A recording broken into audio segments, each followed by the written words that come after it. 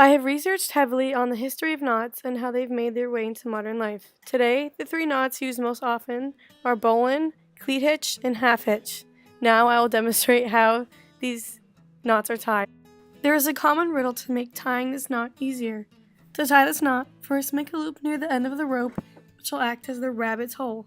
Then the rabbit comes up the hole, goes around the tree right to left, then back down the hole.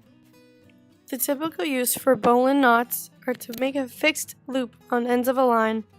They are great for intense pressure, especially when a boat is underway, which is why bowline knots are used to hold in sails.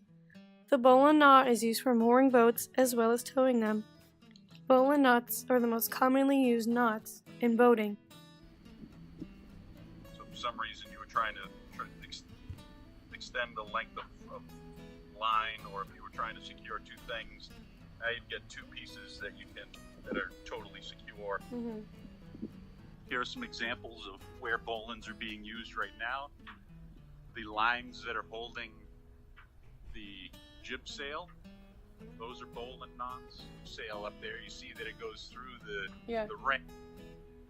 So you're securing it to something. You're attaching the line to something.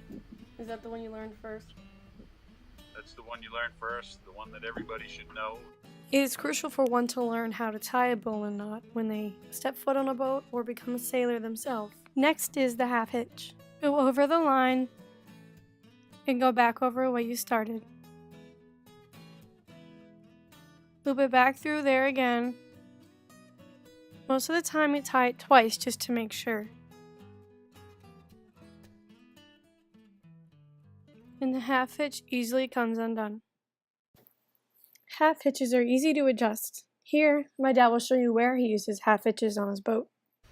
You'll see the fenders in between the dock and the boat right here. Mm-hmm. And so this is tied on here with half hitches. And that's what holds it. Next up is the cleat hitch. Since I don't have a cleat in my dorm, here's a demonstration of how to tie a cleat hitch. You go from the furthest point of the cleat, and then you come back around, and before you get back to that place, don't wrap it around there again. Come over the top, back over the top again, and then once you've done that, then you roll the line over, and you pull it through.